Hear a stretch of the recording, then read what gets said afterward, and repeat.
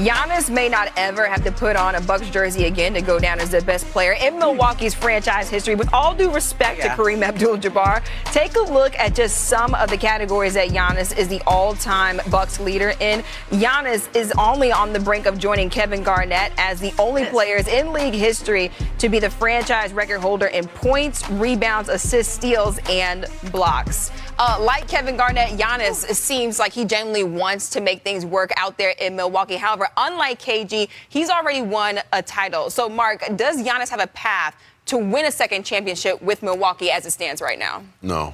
This team is not good enough. They don't have the point guard needed to get to that championship level.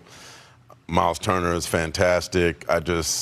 Even with the East kind of being depleted from an injury standpoint, just overall talent, no. I could see this maybe second round at best. Yeah, I mean, they've been second round at best for a little while here. But I think in all of those playoff series, they had key injuries. And I'm not willing to write them off yet. I don't think they're going to be favored over the Knicks or the Cavs or any other teams. And probably not even the Hawks or the Magic, right? But would it shock me if they popped up to the 3 seed?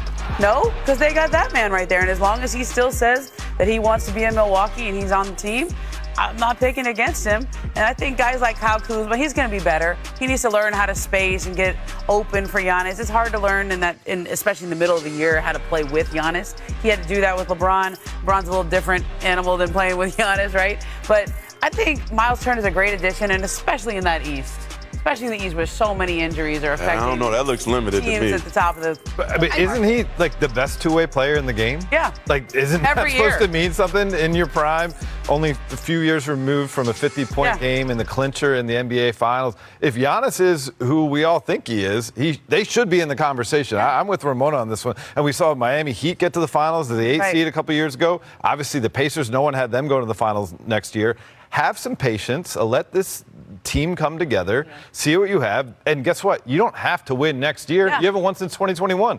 You can look at the big picture and say, this might be a rocky period in my time with the franchise, but this will allow me then to someday retire having only played for the Bucks if you get through this period. But see, that's something that's the thing that I'm thinking about with Giannis, though. Does he want to wait that long to win another championship? Because it sounds like right now he's fine with maybe looking at somewhere else if Milwaukee's not able to win a championship. They're Giannis and the Miracles now. Like, this is dating you. There was a movie called The Fish That Saved Pittsburgh where Julius Erving led this band of bandits to a title.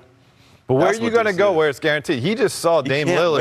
Dame Lillard just left the one place he'd ever known. Okay, no, I agree with that. And they didn't win, right? So it's not that easy to go somewhere else and expect to win. Should leave. Okay. I'm just saying. You're just saying. And I also think they're not even going to listen to anybody right now. You call the Bucks right now and say, let's talk about Giannis, they're not going to take your call. Right. Because they don't listen to anybody on this unless Giannis comes to them and said, I want to be elsewhere. And he has not done that.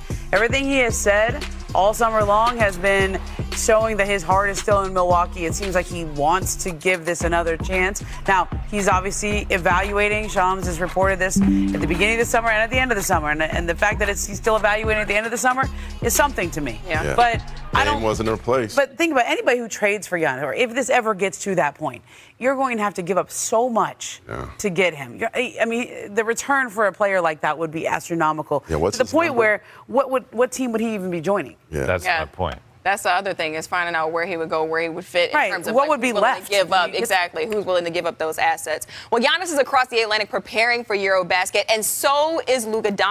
Dub Nation, we need to talk. This just dropped and I'm not okay. Jonathan Kuminga doesn't want to play for the Warriors next season. Let that sink in. Our 22-year-old rising star, our future, a dude who's been grinding for us since he was a teenager, is done with the Dubs. According to 95.7 The Game, the situation is so tense that not only does Kuminga have no plans to sign the qualifying offer, but he's also making it crystal clear he doesn't see his future in Golden State anymore. And listen, I don't blame him. This front office has fumbled his development from day one. The inconsistent minutes, the unclear role, the yo-yo treatment off the bench.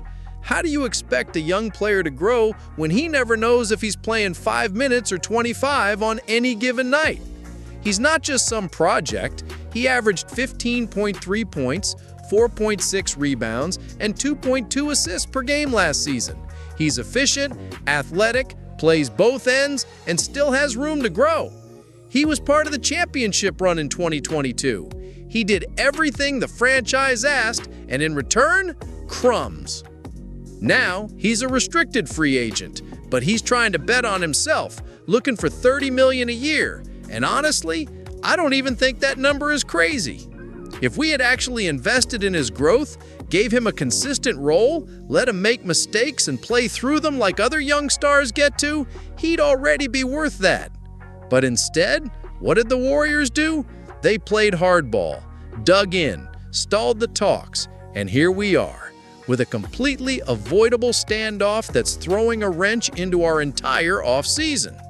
You've got the Kings circling, the Suns sniffing around, and Mike Dunleavy Jr. acting like he's got all the leverage. But guess what? You either pay the man or you trade him, because this ain't it. Holding out and letting things fester, that's how dynasties die. If we let Kuminga walk or force him into some awkward limbo, this team will regret it for years. We're already the oldest roster in the league. We need Kuminga's youth, energy, and upside. He's not just a role player, he was supposed to be part of the bridge from the Steph era to whatever comes next.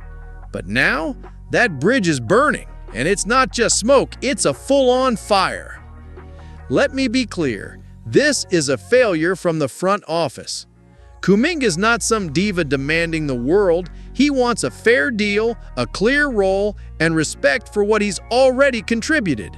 Instead, he's been treated like an afterthought while vets get all the shine. And now, the very fans who believed in his breakout year are watching the team push him out the door. And if you think this won't affect the locker room, think again. Steph, Dre, Clay, they all know what Kuminga brings. They saw it every day in practice, in games. You really think they're happy seeing this spiral? So now what? Do we overpay to keep him? Do we find a sign and trade that actually brings value back?